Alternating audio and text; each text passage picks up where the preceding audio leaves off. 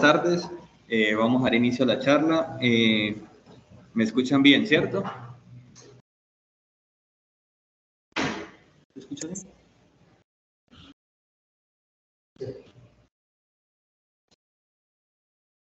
Sí. Mi nombre es Daniel Mendoza, soy fellow del segundo año del posgrado de Medicina Crítica Cuidado Intensivo en la Universidad de Antioquia. La charla a revisar hoy es hemorragia subaranoidea neurismática, actualización en el manejo a la luz de la evidencia actual. El tutor de la charla es el doctor Fermín Naranjo, neurólogo intensivista del Instituto Neurológico de Colombia. Esto va a ser el contenido de nuestra charla. Vamos a empezar con introducción, epidemiología, factores de riesgos, fisiopatología, histopatología, escalas a evaluar, manifestaciones clínicas, diagnóstico, tratamiento médico previo al excluir al aneurisma, tratamiento médico después posterior al excluir al aneurisma, el tratamiento quirúrgico, el tratamiento del vasoespasmo, hidrocefalia y conclusiones. Entonces, para empezar con la introducción, la hemorragia subaranoidea se define como la presencia de sangre en el espacio subaranoideo, tiene una incidencia aproximadamente de 6.1 casos por 100.000 habitantes. Sin embargo, esta incidencia cambia mucho dependiente del país. Y este metaanálisis publicado en la revista de JAMA en 2019, donde realizan una búsqueda en PubMed y en Bayes desde 1960 del 2017 y ingresan todos los estudios que hablaran sobre la parte de incidencia poblacional, nos demuestra lo que les acabo de decir. En este estudio la incidencia bruta fue 7.9 por 100.000 habitantes, pero si realizamos el total de los pacientes fueron 8.167. Si realizamos esta gráfica, como observamos, miremos Europa. Europa sin Finlandia tiene una incidencia de 8 Europa sin Finlandia de 7.5, ¿sí? Solamente Finlandia solo tiene una incidencia de 16.6. Y cuando vemos Asia sin Japón, la incidencia es de 4.3, pero cuando es Asia en general de 10.4. La incidencia en Japón es de aproximadamente 20.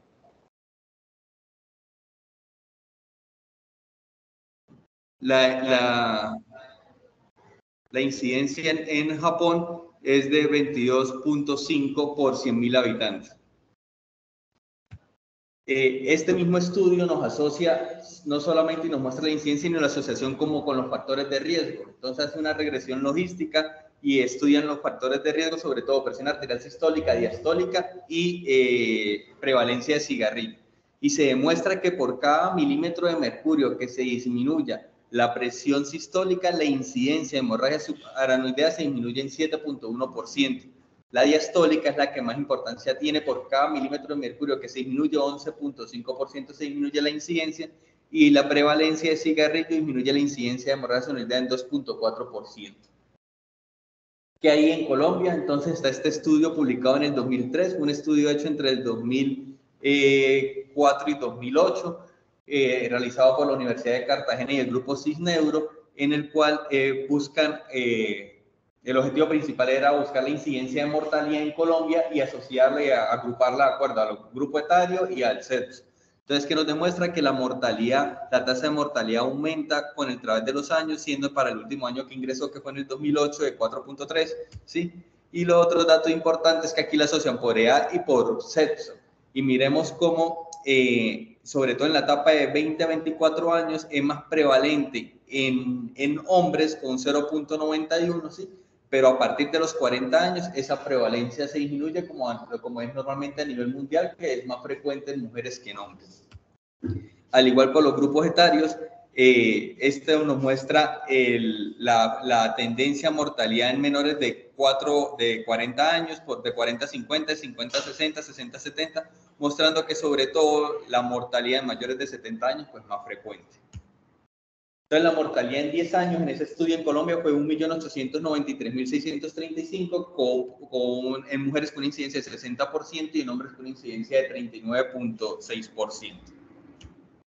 Entonces, ¿cuáles son los factores de riesgo principales? Control de la tensión arterial, el cigarrillo y la historia familiar, que es muy poco estudiada, pero hay estudios que han demostrado que es bastante importante, sobre todo en esas personas que tienen más de 2 familiares de primer grado de consanguinidad. Se dice que la prevalencia en ellos es de 12%. Y la guía recomienda que hasta esos pacientes con dos familiares de grado de consanguinidad se debe hacer imágenes cada 8 o cada 10 años. ¿Cuál es la fisiopatología entonces de la formación del aneurisma? Entonces, principalmente traje la del cigarrillo porque produce un daño endotelial que afecta a las células musculares lisas y un daño endotelial directo. ¿Cómo produce esto? Eso lo produce por las especies reactivas de oxígeno que producen factor de necrosis tumoral, interleuquina 1, interleuquina 6. Estas sustancias reactivas de oxígeno nos van a producir aterosclerosis, nos van a disminuir el colágeno, nos van a producir apoptosis del endotelio, lo cual va a debilitar la pared del endotelio y va a producir, pues lógicamente, el aneurisma.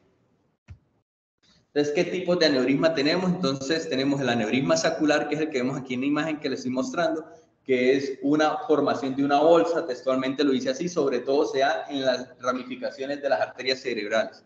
Tenemos el fusiforme, que es una dilatación del vaso sin formar bolsa. Tenemos el disecante, que es de la dilatación de vaso, pero es secundaria a una ruptura, ¿sí? Como cualquier aneurisma disecante. Tenemos el doliquectasia, que es un vaso tubertoso, ¿sí? Y tenemos los aneurismas de Blister-Like, que son aneurismas muy pequeños, menores de 3 milímetros, y se dan en la pared posterior y son muy difíciles de visualizar y tienen alto riesgo de cuando son encontrados, de producir sangrado. Entonces, en cuanto a las escalas, ¿por qué es importante conocer las escalas? Porque la mayoría de estudios nos habla de esto y también nos predicen. Hay escalas que nos predicen mortalidad y escalas que nos predicen vasoespasmo y escalas que predicen funcionalidad. Entonces, lo que es la escala de Work Federation nos va a predecir, al igual que la de Munges, pronóstico. La escala de Fisher nos predice vasoespasmo y la ranking modificada nos predice funcionalidad, tanto intrahospitalaria como posthospitalaria.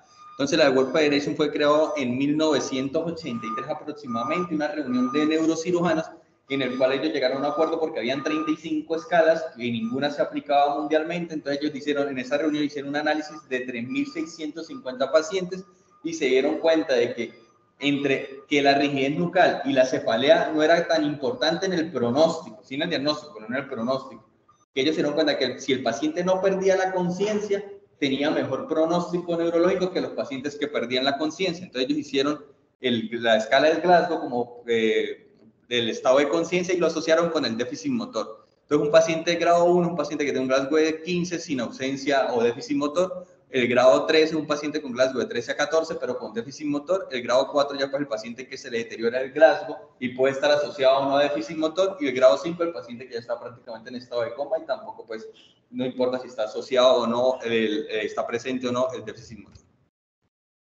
Antes de esto, en 1968, se creó la escala de Munges, son los artículos originales de esas escalas.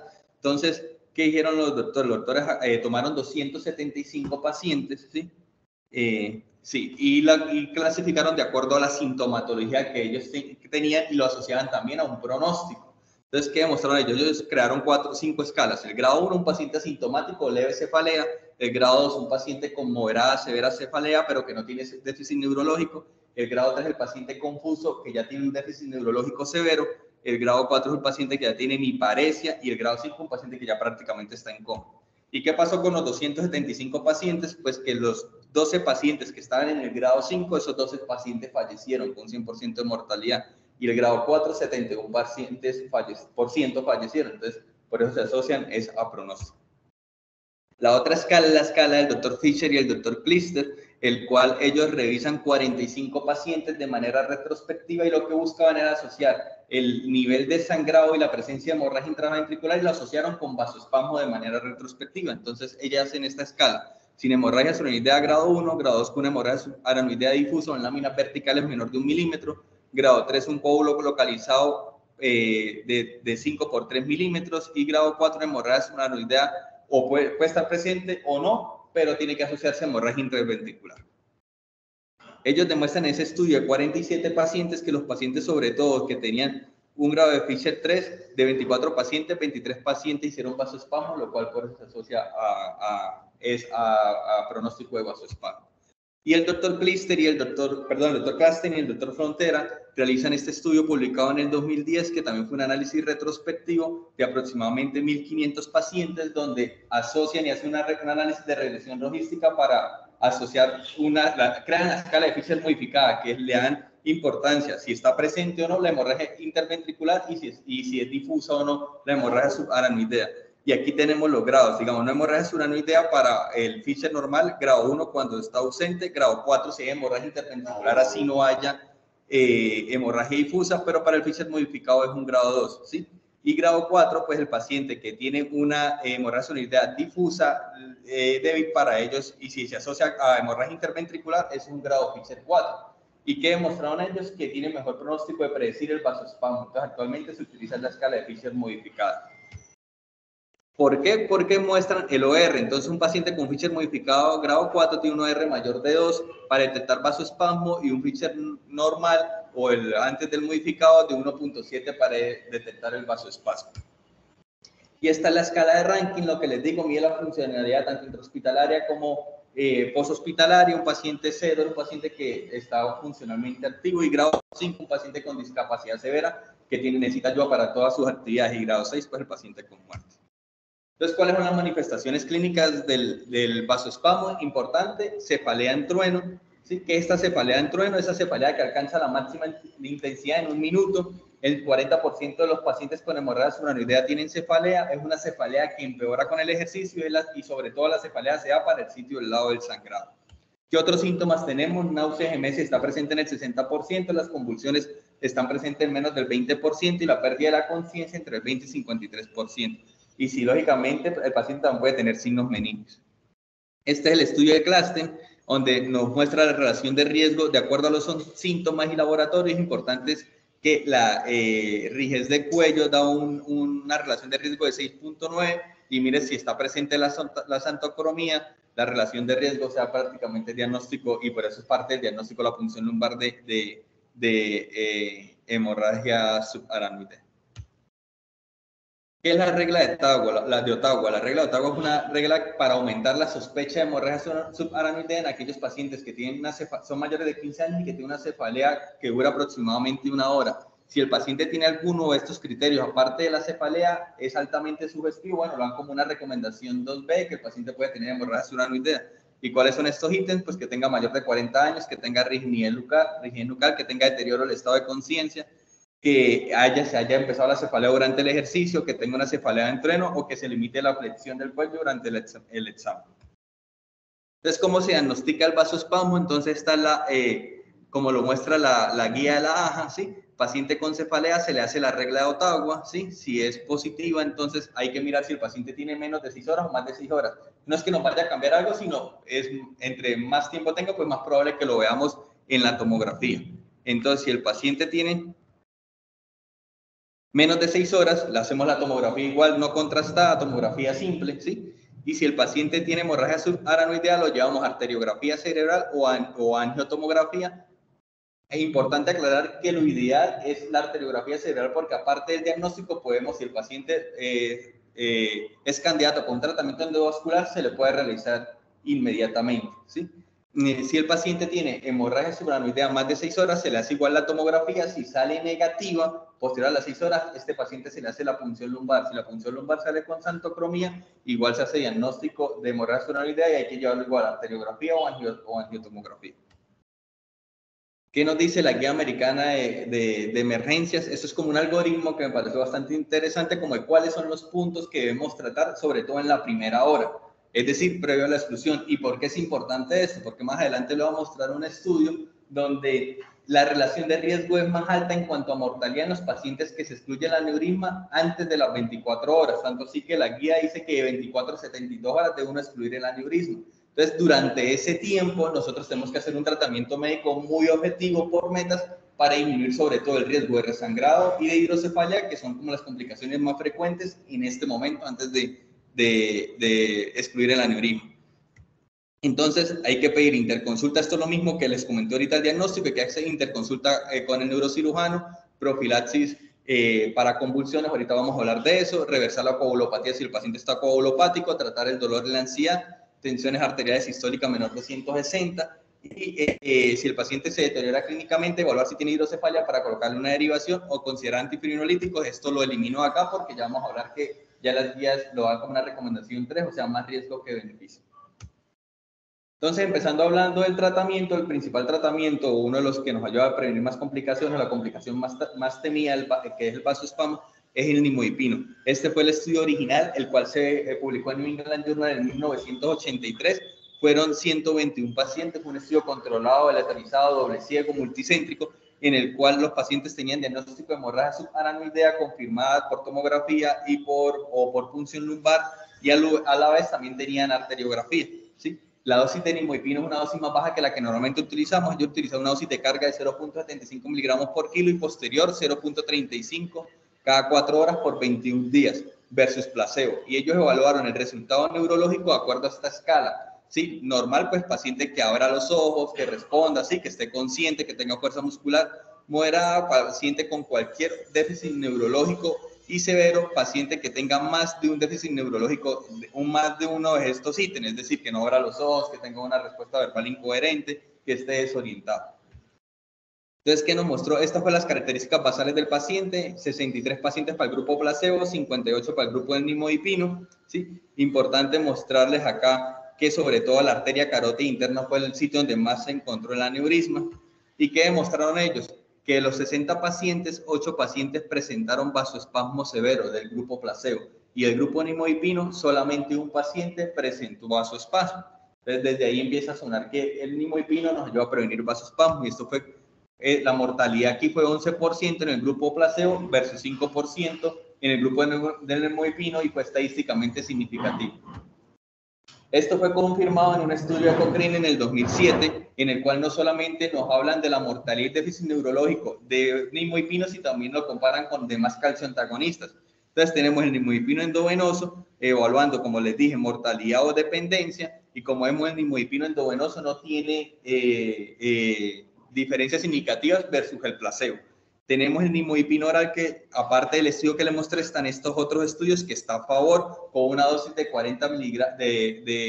60 miligramos cada 4 horas, ¿sí? Y tenemos también aquí el nicardipino, que no hay diferencia estadísticamente significativa ni intravenoso ni oral. Es decir, el único calcioantagonista que nos demuestran en los estudios que está indicado es el nimodipino, y por vía oral o vía enteral a esa dosis. Si el paciente está hipotenso, lo que dice la literatura es que se le puede dar 30 miligramos cada 2 horas. ¿Qué dicen las guías? Como lo ven, está la roja es la guía de la AJA del 2023, y está la guía de Neurocrítica Arquel también del 2023, donde sugiere con un buen nivel de recomendación que el nimodipino se debe iniciar prontamente y disminuye sobre todo el vasoespasmo y el riesgo de infarto cerebral tardío. Entonces, bueno, ya sabemos del nimodipino. Entonces, ahora vamos a hablar del ácido tranexámico con los antifibrolíticos. Este estudio es el ULTRA, fue un estudio publicado en el 2021, fue un estudio controlado, aleatorizado, abierto, donde se dieron dosis de ácido tranexámico para evaluar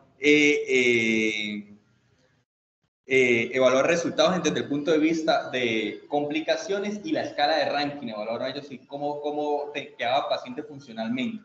Entonces se administró 1 gramo de ácido tranexámico, seguido una infusión de 1 gramo cada 8 horas, hasta que se hiciera el tratamiento definitivo, es decir, hasta que se excluyera el aneurisma, hasta que el paciente cumpliera 24 horas de tratamiento con ácido tranexámico, o hasta una dosis máxima de 4 gramos. Estas son las características, estos son los resultados directamente. Entonces, resultado primario, como les dije, era ver la escala de ranking, que se evaluaba como una escala buena, como de 0 a 3, y una escala excelente, que fue un resultado secundario con una escala de ranking de 0 a 2, ¿sí?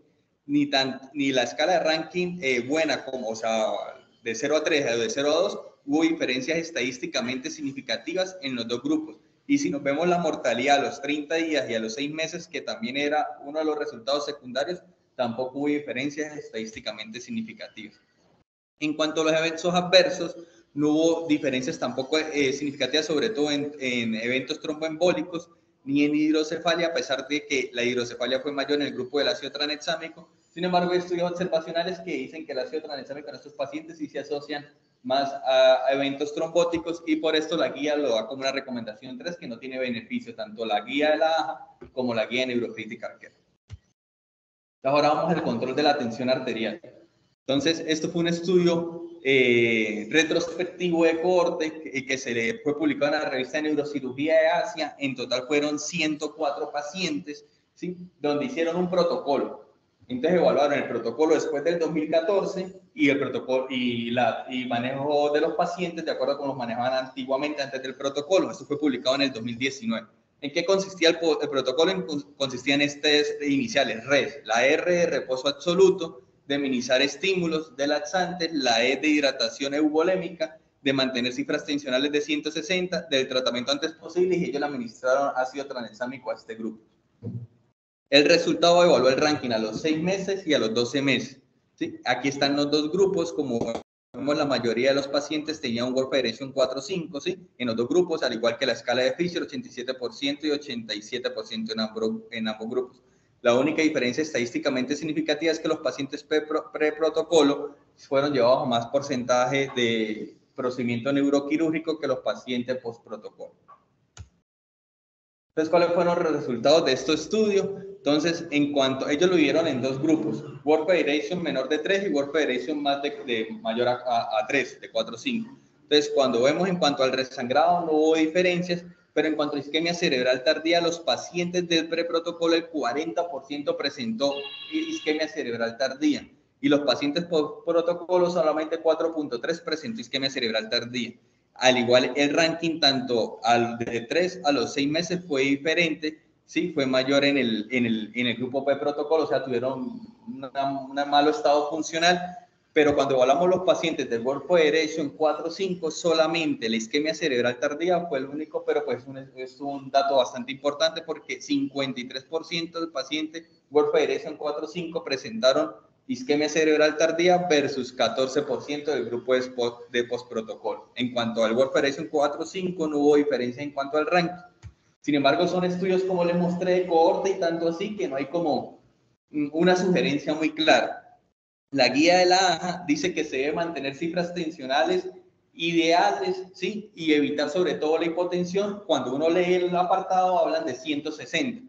La guía europea habla que se debe estar por debajo de 180 y la guía de Neurocritical Care ni siquiera la menciona. Lo ideal y la recomendación es entonces mantenerla por debajo de 160 en estos pacientes previo a la exclusión. Entonces, ahora seguimos con convulsiones.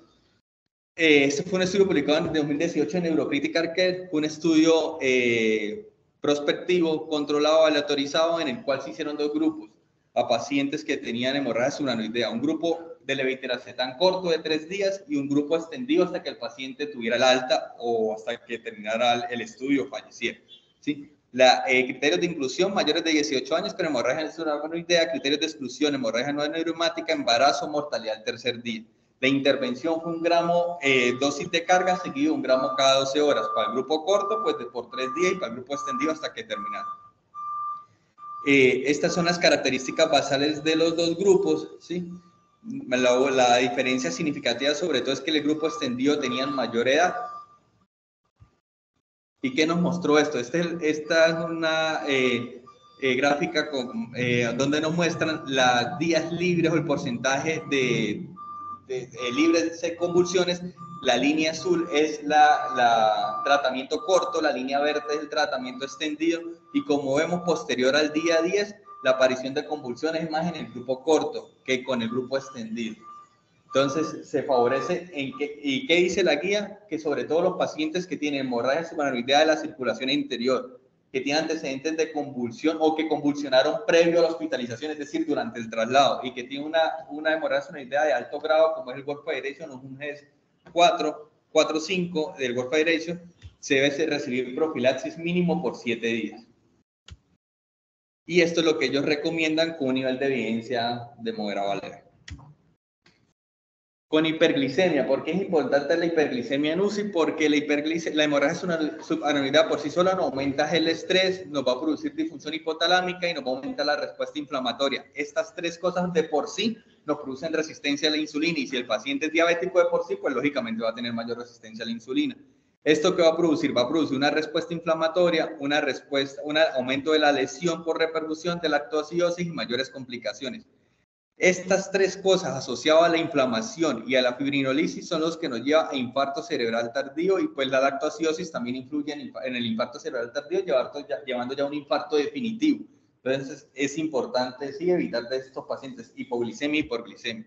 Y esto no lo demuestra el estudio publicado en en el 2007, en el cual fue un estudio prospectivo aleatorizado pequeño de 72 pacientes, en el cual compararon dos grupos, uno terapia intensiva versus terapia convencional, y sobre todo los pacientes con terapia intensiva demostraron menos porcentaje de infección. El resto de complicaciones no hubo diferencias estadísticamente significativas. La tasa de infección en el grupo liberal fue de 42% versus 27% en el grupo intensivo. No hubo diferencia en cuanto a mortalidad, en cuanto al ranking. ¿Y qué es la guía? La guía de Neurocrítica que habla de que lo máximo que se debe manejar es hasta 200 miligramos, y la guía de la AJA dice que se debe evitar hiperglicemia severa, hipoglicemia, y ponen como límite también 200 miligramos en el apartado. Entonces, esto fue un flujograma que creamos previo a la exclusión, ¿sí? Como para tener claros los objetivos previo a la exclusión. Entonces, si el paciente hace una hemorragia sudoidea, lo primero que tenemos que pedir, lógicamente, es la evaluación por neurocirugía, neurointervencionismo, iniciar el nemodipino 60 miligramos cada 4 horas por 21 días. Y si el paciente, ¿de qué son los objetivos que debemos manejar? Entonces, empezamos con la tensión arterial, como les comenté, presión arterial sistólica menor de 110, pero más de 160, ¿sí? Si es mayor de 110, los estudios se han hecho con nicardipino intravenoso, pero aquí no tenemos nosotros nicardipino, entonces la betalol o nitroprusiato. La glicemia, si el paciente es menor de 200, pues se deja igual. Si es mayor de 200, iniciar infusión de insulina o hipoglicemia temporal. Lo importante es digitalizar la glicemia entre 120 y 180. Los anticonvulsivantes, entonces evaluar los factores de riesgo, aneurisma de la circulación anterior, hemorragia sudoidea de alto grado, y si es así, iniciar levetiracetam 1 gramo y continuar de 1 cada 12 por 7 días. Ácido tranexámico no administrar, y además manejar el dolor y la ansiedad. Entonces, lo que le comentaba, vamos a hablar un poco del tratamiento quirúrgico, aunque esto es más de neurocirugía y neurointervencionismo, pero es importante que conozcamos como cosas a grandes escalas. Entonces, esto es lo que le comenté del estudio de un metaanálisis que se hizo para evaluar qué pacientes se beneficiaban, si los que se intervenían antes de 24 horas o de 24 a 72 horas. Y sobre todo fue sacado de estos estudios del Ultratest, del ISAT y de una agrupación de datos, ¿sí? Entonces, cada estudio lo dividieron así, antes de 24 y de 24 a 72 horas. Importante mirar el resangrado, ¿sí? Que el resangrado fue más frecuente, ¿sí? En el grupo de antes de 24 horas. Y cuando evalúan la relación de mortalidad o pobre caso funcional, que es esta tabla, como nos vemos, todos los grupos que fueron antes de las 24 horas tuvieron una relación de riesgo bastante importante. El Ultratest de 1.88, el ISAT de 1.3 y la agrupación de atros de 1.51. Sin embargo, pues todos usaron la unidad, pero pues la guía toma estos estudios como que el paciente lo ideal es que vaya entre las 24 a 72 horas. Entonces, neurocirugía o tratamiento endovascular, esto es como a grandes rasgos. En tratamiento endovascular se prefieren los aneurismas de cuello ancho o aneurisma de blister-like, que les comenté que era tan difícil, son pequeños y que están en la pared posterior del vaso, y los aneurismas de circulación posterior, porque son difíciles de llegar de manera neuroquirúrgica. Y neurocirugía se prefiere menor de 40 años y circulación anterior, porque estos pacientes, el clipaje de aneurisma, sobre todo, se ha demostrado menos recanalización, es lo que han mostrado los estudios, ahorita se lo puedo mostrar. Entonces, este es el estudio del ISAT que le estabas mencionando. Este fue un estudio publicado en el 2005, donde comparan el clipaje versus los COIS, es decir, tratamiento endovascular versus el quirúrgico. En total fueron 1.073 pacientes del tratamiento endovascular y 1.070 pacientes, pero miren esto que es importante para analizar. La mayoría de los pacientes eran Work Federation 1, ¿sí? Ellos evaluaron la mortalidad, la dependencia funcional y el resangrado. Entonces, estos fueron los pacientes que fueron llevados a procedimiento, 1.050, es decir, el 92% del tratamiento endovascular fueron completados, 2.7 pacientes no se pudo cateterizar en aneurisma, 3.3 pacientes no se localizó y no se intentó en 1.5 pacientes del grupo endovascular. Del grupo neuroquirúrgico, el 96% fue clipado, ¿sí? No se intentó en 0.8 pacientes para 1.004. ¿Y cuáles fueron los resultados? Entonces, los resultados fueron evaluados a los 2 meses y al año, ¿sí? Y lo que les dije, evaluaron el ranking y mortalidad, y como que lo agruparon. Entonces, los pacientes que tuvieron mayor mortalidad o dependencia funcional fueron los del grupo de neurocirugía a los 2 meses, 36.4% versus 25.4%. Al año, el porcentaje se mantuvo, mayor mortalidad o dependencia funcional en el grupo de neurocirugía 30.6 versus 23.7. Pareciera que estuviera favoreciendo el grupo endovascular. Sin embargo, ese estudio ha tenido muchas críticas porque la mayoría de los pacientes, como vimos, tenían un buen estado, un buen estado neurológico y tenían un buen pronóstico. El sangrado fue mayor en el grupo endovascular, sí, a los 30 días y de 30 días al año, sí, sin embargo, posterior al año como que se equipara, sí. Y este fue un metaanálisis publicado en la revista Stroke en el 2020, donde deciden meter todos los estudios de que comparan el tratamiento endovascular versus clipaje posterior del 2005 para no meter el trabajo de Elizar, porque pues como esas críticas que ha tenido ese trabajo. Entonces, está el Forest Plot que nos habla de resangrado y como vemos, la disminución del sangrado está a favor de la neurocirugía. Cuando hablamos como tal de eventos adversos, sí, incluía hidrocefalia, incluía infarto cerebral tardío, se favorece más el tratamiento endovascular, sí, y la dependencia a los 3 a 6 meses también es dependiente, o sea, está a favor del tratamiento endovascular, es decir, salen menos pacientes dependientes. Y la dependencia a los 12 meses también está más a favor del tratamiento endovascular.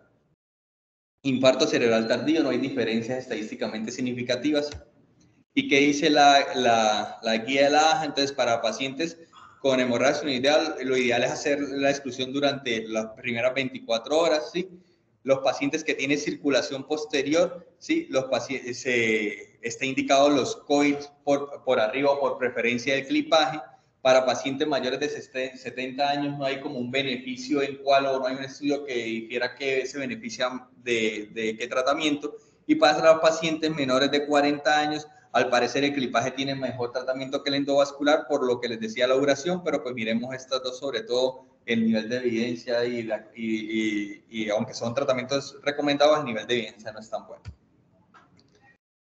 Entonces, ahora vamos a hablar de las complicaciones. Entonces, en cuanto al vasoespasmo, entonces el vasoespasmo se define como es la estrechez de las arterias cerebrales. Podemos tener un vasoespasmo asintomático, que es el paciente que tiene estrechez de los vasos cerebrales sin síntomas, un vasoespasmo sintomático, que es el paciente que tiene estrechez más síntomas neurológicos, pero no severos, es decir, cefalea, rigidez nucal, fotofobia, ¿sí? Y ya un infarto cerebral tardío se define clínicamente, ojo con esto, como la disminución del Glasgow menor de 2 puntos, un déficit neurológico que se mantiene por más de 1 hora, ¿sí?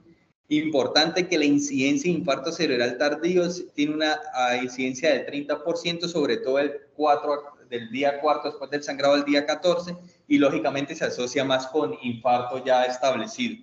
El diagnóstico ideal se va a hacer por arteriografía. Hay estudios de Doppler transcranial que se lo han mostrado, pero lo importante es la arteriografía porque te permite comparar el diámetro del vaso previo, o sea, cuando hicieron, por decir algo, el diagnóstico, como cuando lo ingresan el paciente, digamos, para el tratamiento del vasoespasmo, y eso es lo que mejor nos clasifica como tal, el diagnóstico, y se le puede dar tratamiento también intraarterial para ese vasoespasmo. Entonces, este es el estudio, un metaanálisis y una revisión sistémica de los estudios que asociaron hallaron vasoespasmo y lo compararon con Doppler transcranial versus otras medidas. Aquí definieron infarto cerebral tardío clínica versus tomografía, y aquí unos 2 estudios por angiografía. La mayoría de los estudios fue retrospectivo y el punto de corte de velocidad de flujo de medio fue 120 segundos.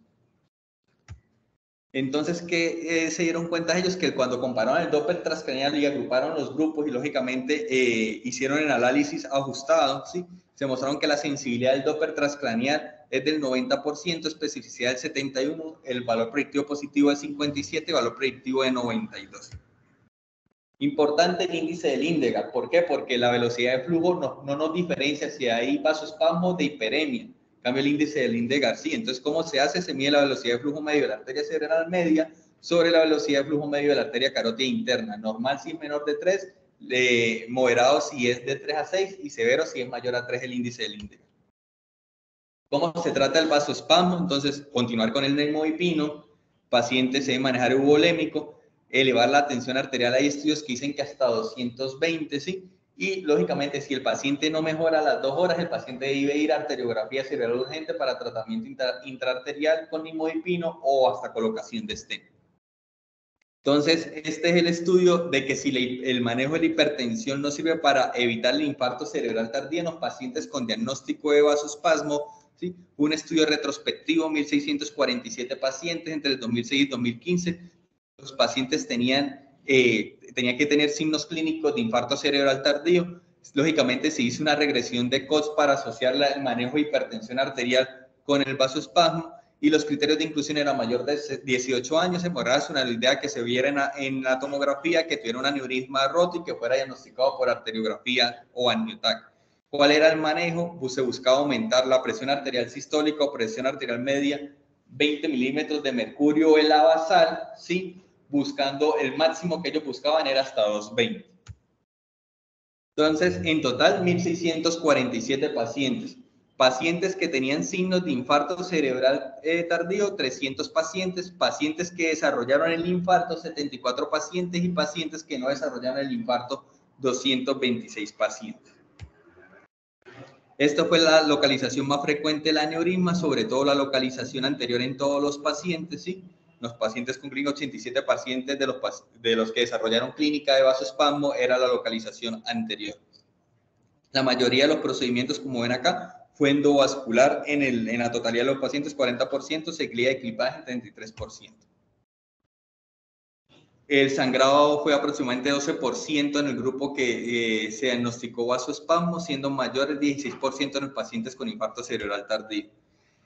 Y entonces aquí lo dividí. Entonces, de los 300 pacientes, como les mencioné, 74 pacientes presentaron infarto cerebral tardío. A aquellos pacientes se le indujo hipertensión arterial. Los que se le indujo hipertensión arterial, 20% desarrollaron infarto cerebral tardío y 33% no desarrollaron infarto cerebral tardío, con una P estadísticamente significativa, lo cual demuestra que haber inducido la hipertensión disminuye el vasoespasmo. Y este es el mismo resultado, pero pues ya lo agrupan de modo crudo y de peores resultados, y demuestra que casi disminuye tanto en el ajustado como en el crudo, casi un 40% el riesgo de infarto cerebral tardío en los pacientes que tienen vasoespasmo con signos clínicos de infarto cerebral. Eso en cuanto al vasoespasmo. Y ya para finalizar, algo corto, hidrocefalia, que es otra de las complicaciones más frecuentes. Entonces se define como el sangrado a nivel ventricular, tiene una incidencia de aproximadamente del 20 a 30% en los pacientes con hemorragia subaranoidea. La etiología es por el bloqueo mecánico, la fibrosis de las granulaciones aranoideas, y los factores de riesgo importantes, mayores de 60 años, hemorragia interventricular, un GES elevado, pacientes que haya resangrado y pacientes que tengan un aneurisma, sobre todo de la circulación posterior. Esta es la fisiopatología. El sangrado nos puede producir tanto un bloqueo obstructivo y posteriormente ese bloqueo obstructivo va a evolucionar a una fibrosis que nos va a obstruir las granulaciones aranoideas y nos va a llevar a la hidrocefalia. El diagnóstico se va a hacer por imagen, sobre todo ellos recomiendan el índice bicaudado, que es a nivel de los núcleos caudados, medir como los ventrículos laterales, que es la relación A, sobre a este mismo nivel medir la distancia o el tamaño total del cerebro, y si esa relación le da mayor de 1.6, quiere decir que el paciente tiene alto riesgo de hidrocefalia y muy seguramente tiene que ir a tratamiento.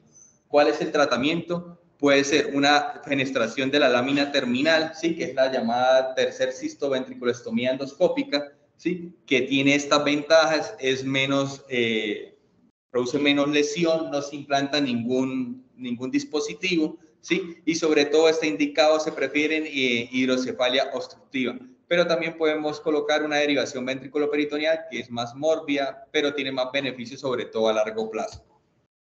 Y este es un algoritmo para después de que se excluyó el aneurisma. Entonces, un paciente con aneurismo roto, el paciente tiene que ir a una unidad de alta dependencia, excluirlo de 24 a 72 horas.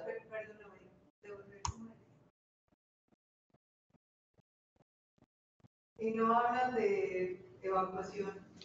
Lo como tal, colocan, sí, como drenaje a nivel lumbaro peritoneal, pero dice que tiene mayor riesgo de infección y eso, que es este, lumbar peritoneal chum, pero como tal función lumbar sola no la muestra esta revisión. Entonces el paciente va a ir a la unidad de alta dependencia y iniciar rimodipino por 21 días, se va a hacer monitorización invasiva, evaluación clínica continua, porque como les comenté, el diagnóstico de vasoespasmo, infarto cerebral tardío, lo primero que nos lo va a dar es clínicamente, ¿sí? Mantener eubolemia, glucometría entre 140 y 180, iniciar tromboprofilaxis 24 horas posterior a la expulsión del aneurisma. Si el paciente tiene deterioro focal o disminución del Glasgow, más de 2 puntos, entonces se va a hacer un Doppler transcraneal. Si el paciente tiene un índice de Lindegard de más de 3 puntos o una velocidad de flujo medio de la arteria cerebral media de más de 120 centímetros por segundo, se debe aumentar la tensión arterial, la sistólica o la media más de 20 milímetros de mercurio hasta un máximo de 180. Y si los síntomas no mejoran, el paciente debe ir a cardiografía emergente, colocar nimodipino intraarterial o un stent. Si el paciente mejora, pues se continúa igual manejo y sobre todo se debe vigilar durante 14 días esos pacientes que tienen riesgo de vasoespasmo porque muy seguramente lo van a volver a repetir. En cuanto a las conclusiones, entonces la evaluación clínica neurológica es vital para el diagnóstico y tratamiento y como se le demostré durante la charla, la evaluación clínica es el primer signo de alarma. Ante sospecha clínica, tomar tomografía y si es negativo y tiene más de 6 horas, no olvidarnos de la punción lumbar, que es un diagnóstico que le dan con un nivel de evidencia y lo sugieren las guías. Posterior al diagnóstico, el paciente tiene que llegar a nuestra unidad, ¿sí? Excluir el aneurisma es vital para poder hacer un manejo adecuado, porque nosotros como prevenimos un vasoespasmo si el paciente no tiene excluido el aneurisma, ¿sí? Antes de la exclusión no evitar dar antifibrolíticos, evitar la hiperglicemia, evitar la hipertensión, ¿sí? Y si tiene riesgo de convulsión, dar profilaxis con anticonvulsivantes. Posterior a la exclusión, evalúe y vigile el riesgo de hidrocefalia y no olvidar que el manejo debe ser multidisciplinario, sobre todo con neurocirugía y neurointervencionismo. Gracias.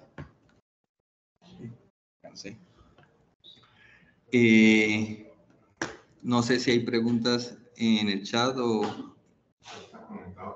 Sí.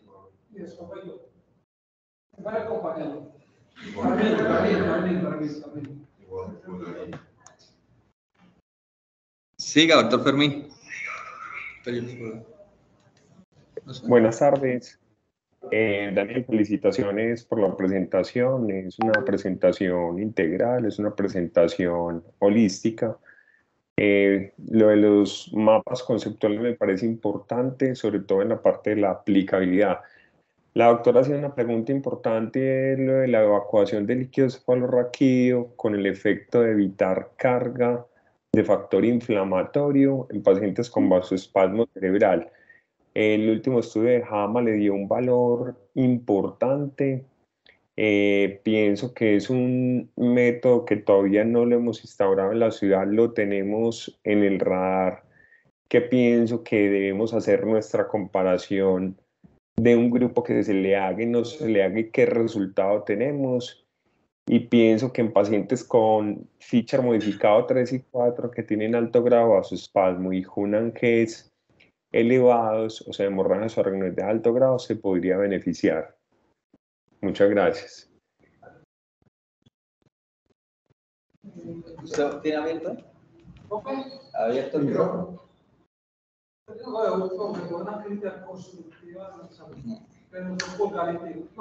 Sí, claro. No sé si alguien tiene alguna otra pregunta. Hola, ¿me escuchan? Sí, señor, el doctor Pulgarín. Daniel, pues felicitarte por la gran capacidad de síntesis, porque es un tema tan global que me sorprende cómo lograste dar los conceptos más importantes referente a todos los subtemas de una hemorragia. Yo quiero aprovechar este escenario que son ustedes específicamente para aclarar. Muchos intensivistas piden que el aneurisma se haga lo más pronto posible. Menos mal tú acabas de describir que debe ser entre las 24 y 72 horas. Inclusive nosotros hay estudios que dicen que cuando se hacen menos de las 6 horas de sangrado, el pronóstico es peor. La cirugía, tanto abierta como endovascular, es una cirugía compleja y la morbimortalidad del procedimiento directamente relacionada con el procedimiento es muy alta. No es una cosa sencilla, en realidad influyen muchas cosas, el cansancio del operador, que estén los mismos enfermeros que hacen todos los días aneurismas, que en los servicios, yo no sé si ustedes saben que el tecnólogo y los enfermeros que hacen las noches son diferentes a los que están en el día a día, y eso, el resultado final es de grupo, no de cirujano. Entonces, muchos intensivistas quieren que los aneurismas se hagan a las 2, 3 de la mañana, pero créanme, se lo digo sinceramente, los resultados son mucho más malos. Inclusive, nosotros hicimos un estudio de cirugía abierta y la morbimortalidad directamente relacionada al procedimiento cuando se hace de noche en cirugía abierta es del 50%. Eso es casi imperdonable, ¿cierto? Eso es una cosa. Y la otra cosa que he visto mucho en algunos intensivistas es que menosprecian el Doppler. No se olvide que el Doppler tiene un valor predictivo negativo supremamente alto.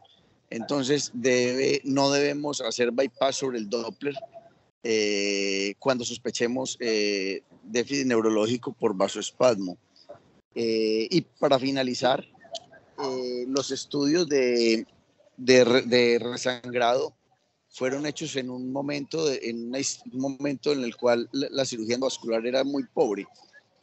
Yo quisiera preguntarle a ustedes cuántos aneurismas han visto que resangran después de una terapia endovascular. Eso es como todo lo que tenía para aportar. Muchas gracias y felicitaciones de nuevo, Daniel. Doctor Pulgarín, muchas gracias a usted por asistir. El doctor Brian.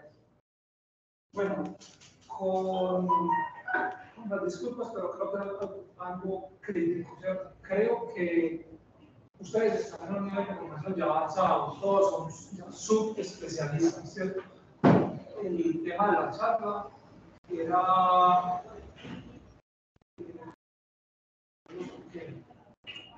Manejo médico, actualización de la evidencia. Entonces yo creo que las charlas por lo menos de acabado del grupo de cuidado intensivo deben ser al nivel de cuidado intensivo. A los niveles de cuidado intensivo no tengan pacientes para estudiar. Arrancaste la charla como era en el minuto 26, ¿cierto? ¿Usted para qué se gasta tiempo hablando de control de la del tabaquismo, de diagnóstico de dolor sondea, de regla de Ottawa? Eso es para los grupos de allá, ¿cierto? No para nosotros. Lo que se debe enfocar más en un tema más importante. Durante la charla, me parece que tuviste muchos errores en conceptos, en cosas que pasan desapercibidos, ¿cierto? Un ejemplo, y lo otro ejemplo, creo que hay cosas muy claras para nosotros, ¿cierto? O para ustedes, que son subespecialistas, ¿cierto? Por ejemplo, que no le vamos a hacer una con el paciente, que no hay ninguna duda que hay que darle nivelipino, ¿cierto? Que no hay ninguna duda que no hay ninguna duda que controlar la presión, que no hay ninguna duda que controlar la glicemia, eso ya está inherente en el manejo del paciente cuando llega a la unidad de terapia intensiva, ¿cierto? Dentro de la charla hablaste, por ejemplo, del molibdeno para control de vasoespasmo, ¿cierto? Entonces, para prevención, ¿cierto? Solamente la isquemia cerebral activa. El vasoespasmo no lo prevenimos con el molibdeno, ¿cierto? Nosotros con otras medidas, ¿cierto? Entonces, que tenerlo muy claro. La gráfica que nos daste entre los tipos de vasoespasmo en isquemia cerebral tardía es excelente, que es una de las grandes errores estimales, ¿cierto? Que confunden los dos. No es lo mismo vasoespasmo a isquemia cerebral tardía. Me parece que cuando tengo charla, o sea, que es para mí es imposible hablar de todo una entera en 45-50 minutos porque pasan muchas cosas. Por ejemplo, ahorita hubiera sido muy interesante, ¿cierto? Debatir, ¿cierto? Lo que hacemos en el día a día, en la manera de su idea, porque no hay muchos errores, ¿cierto? Entonces, si le vamos a dar hipervolemia, si le vamos a dar hipervolemia, ¿por qué no hay tal hipervolemia? ¿Por qué hipervolemia? ¿Cómo la vamos a medir? Si le hacemos intervención inducida, sí o no, ¿cierto? Porque sí, porque no, cuáles son los estudios. Ahí nos mostraste los estudios grandes que unos que hablan, ¿cierto? De por qué sí debemos hacer intervención, y eso que sigue muy debatido, el Himalaya, y el último del estudio. Pero es que el Himalaya no se terminó, mira. Es el estudio que está, lo hicieron, ¿cierto? Y dieron una discusión, y salió el estudio, ¿cierto? Después de los alemanes, que es el otro, ¿cierto? Que es el año 2019, que es el que impacta en la terapia, ¿cierto? Que da por metas en hipertensión en volumen, ¿cierto? Que son los únicos dos estudios que hablan y que los otros estudios que critican de manera adecuada, ¿cierto? Si así o no hacemos hipertensión inducida en esto, ¿cierto? Por ejemplo, otra cosa que faltó por decir, es una pregunta que hizo Mercedes, ¿cierto? Es una cosa que está en boga, es si o no le hacemos drenaje lumbar. Ya Fermín lo mencionó, pero ¿cierto? Entonces la idea es que ustedes como especialistas, ¿cierto? No, pues, piensen en un drenaje lumbar, por qué lo van a pensar, cuándo lo van a pedir, cuándo lo van a hacer, lo hacemos nosotros, ¿cierto? ¿Cuáles son las otras complicaciones del hemorragia cerebral? No solamente hay el vasoespasmo cerebral y de los ¿cierto? ¿Cuáles son las otras? Nos debe quedar claro todo el manejo. ¿Cuáles son los otros manejos que hacemos de la hemorragia cerebral? No solamente es hipertensión, no solamente es morfina, no solamente es presente, ¿qué más debemos cuidar? Porque es que eso es lo que hacemos en el día a día. En los algoritmos que pusiste, ¿cierto? Si bien son grandes huesos, me parece a mí que son muy ligeros, ¿cierto? Porque si usted presenta eso, ¿cierto? Yo le digo, y siempre se lo digo a todos los residentes, ¿cierto? O con lo que va a presentar, porque si usted presenta y tiene un auditorio que sabe poco o que no habla bien, pero se encuentra con alguien que sabe, ¿cierto? Le puede salir castigado con eso. Y ahí en los algoritmos hay algunos puntos que se deben mejorar. Por ejemplo, en el último de no roto, en el último de exclusión, ¿cierto? Debemos ser más agudos y mostrar las complicaciones. Si sospechamos, por ejemplo, cada cuánto le vamos a dar un doble transcranial a los pacientes. Cada 24 horas al paciente. Pues no, porque usted no puede esperar todo eso, ¿cierto? Porque eso es dinámico. Usted como me asegura que en esas siguientes 18 o 20 horas la velocidad, pues el vasoespasmo va a mejorar o empeorar ese paciente. Entonces debe ser más seguido. Es un estudio dinámico, ¿cierto? Por ejemplo, también en esta presentación hubo un error cuando hablaste del Internet, mencionaste solamente las velocidades de la cerebro medio. Sí, pero eso hay que hacer todo. Pero eso es otro error que incluso se da en la institución. Que los vasculares periféricos van y no saben solamente estudiar el cerebro medio. Y es que no existe vasoespasmo de la cerebro anterior o de la cerebro posterior. Entonces también hay que medirlos, también hay que buscarlos. Entonces, mira que pues, en mi modo de ver, sí, pues, es una presentación pues, grande, bueno, pero para mí, pues, para mi juicio, se debería dar más porque usted es un súper especialista.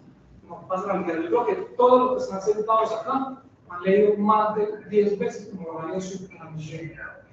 Y le damos presentantes, no va a dar una prueba que no se escribe. Le da todos los futuros. No te pregunté.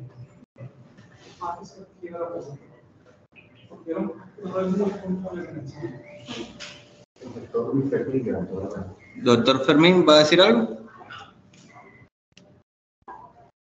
Yo pienso que cuando se habla de este tema de hemorragia subaracnoidea, lo que dijo Jorge, o sea, a veces las cosas simples se pasan. Yo creo que los esquemas deben ser organizados en lo simple, si nos falta afuera impactarlo, porque uno ve los desenlaces y los resultados. Si no arrancamos con los conceptos simples a aplicarlos acuciosamente en todas las unidades de cuidados intensivos y empezamos a buscar alta complejidad, creo que los resultados no van a ser buenos. Entonces, Brian, te aclaro, fue un enfoque concertado con el doctor Daniel. Estamos abiertos completamente a la crítica. Lo de hipervolemia, definitivamente, euvolemia es la meta por guías de Neurocritical Care Society, American Heart y American Stroke, y eso lo dejó muy claro. Lo tercero es que la neuromonitorización a través de la monitorización hemodinámicamente invasiva, en el cual tuvo soporte la parte de milrinone, la evidencia es demasiado pobre, y lo que se necesita buscar, y casi todas las guías, son metas o picos de presión arterial sistólica en la autorregulación cerebral. No sé si alguien más tiene algo. Yo, Sí, señor. Daniel. Siga, doctor. con Juan Carlos Arango del Neurológico. Hola, mi doc, ¿cómo está? Estamos Fermín, Brian y aquí el suscrito. Mira, para todos y muchos de los que ustedes han pasado ya con nosotros, el monitoreo multimodal en el cerebro no es una sola cosa, son muchas cosas que tenemos que hacer. Evidentemente la clínica son los que van definiendo muchas de las pautas, pero a medida que vamos progresando en conceptos y entender fisiología, fisiopatología, se van implementando una cantidad de ayudas diagnósticas que tenemos que tener con certeza y claridad en quién sí o en quién no. Yo les he dicho a ustedes que cuando uno tiene un neurólogo 24 horas al día, un neurocirujano 24 horas al día, y digamos que la mayor parte del día tener un grupo de neurointervencionista, pues uno puede hacer magia y eso es parte de todo lo que hacemos en centros especializados. No podemos, Daniel, esperar que los pacientes que sacamos de una hemorragia subaracnoidea rápido, sea por endovascular o sea abierta, con cualquier método de exclusión del aneurisma y en el tiempo que Jorge hizo la aclaración, pero el reto verdadero de nosotros en el proceso de cuidado intensivo es lo que viene después. Hombre, si se presentó convulsiones, se tratan las convulsiones, hay un electroencefalograma que se puede hacer permanentemente. Las ideas es que los electros deben estar en las diferentes unidades de cuidado intensivo con los tiempos que definan. Cada unidad va teniendo su estructura de manejo de pacientes. En el escenario ideal, yo creo que la forma de un monitoreo de una unidad de cuidado intensivo va a ir de cosas tan sencillas como la clínica, que todos tenemos que ver los pacientes, lo hacemos en todas partes, pero hay que ir, como dice Fermín, ir subiendo en escalas de ayudas diagnósticas complementarias, y es ahí donde el equipo que usted quiera, si quiere tener un NIRS, si quiere tener un SedLine como lo tenemos acá, o si quiere tener un electroencefalograma continuo, lo que usted escoja, la PIC, el monitoreo del oxígeno de tejido cerebral, saturación venosa de bulbo yugular, cualquier cosa. Pero tal vez lo más importante es que si usted tiene una hemorragia de alto grado, no tiene que esperar a que se focalice el paciente para poder tomar decisiones. Y ahí es donde todas las ayudas diagnósticas que podemos tener previos, antes de que el paciente se focalice, es cuando debemos tener nosotros. Yo estoy de la mano con Brian en el contexto de que si tenemos un ecografía y todos nos entrenamos en hacer Doppler transcraniano, vamos ganando tiempo, poder entender qué es el índice de pulsatividad.